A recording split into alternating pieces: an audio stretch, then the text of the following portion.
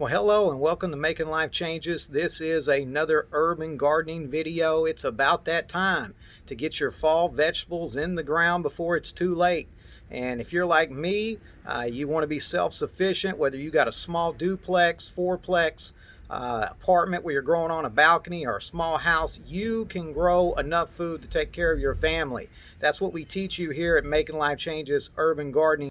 And that's what we're going to be showing you today is how to get those seeds in the ground and how to get started, particularly right now, because with everything that's going on out there, it just makes sense to be self-sufficient and to grow your own food. You never know what tomorrow's going to bring. CDC's already talking about food shortages of a biblical proportion.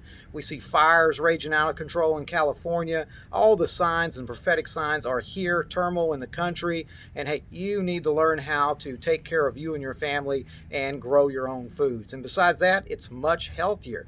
Get off all the GMOs and get back to holistic and organic, and do-it-yourself gardening is the way to do that.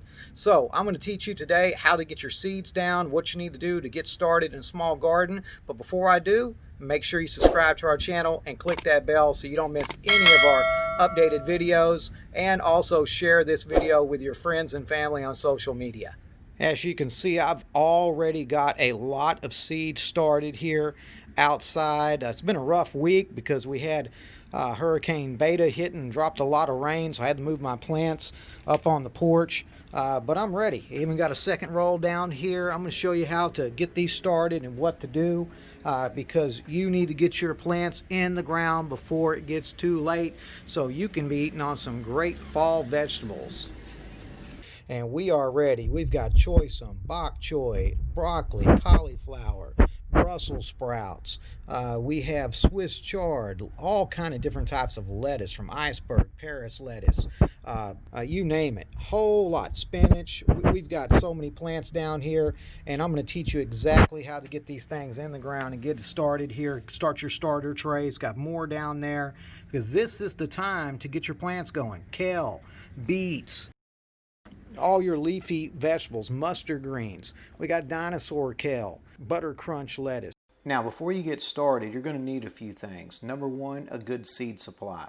I highly recommend mypatriotsupply.com. Now, I'm not getting anything for giving this recommendation, but they have great seeds at an affordable price, no GMOs, and 100% heirloom.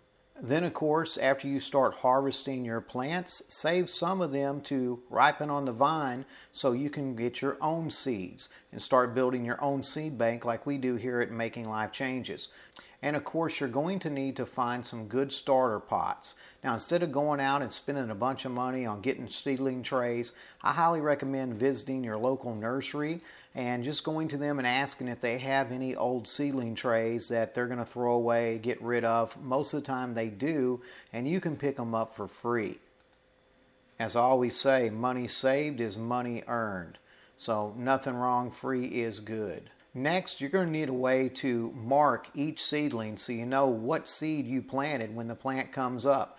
Believe me, it's very confusing if you just try to keep it all in your head because seedlings a lot of times look the same. Get you some little wooden sticks, skewers, popsicle sticks work good as well too, and some tape and some tags, and create you some labels and mark each and every plant and then put it down into the seedling tray as you plant so you know exactly what you have in every single tray. And then also it's a really good idea to make you a planting schedule so you know exactly when and what plants you planted. And so that way you know when to expect them to germinate and when to transplant and when to eventually harvest as the season progresses. Next, I would highly recommend a seedling square.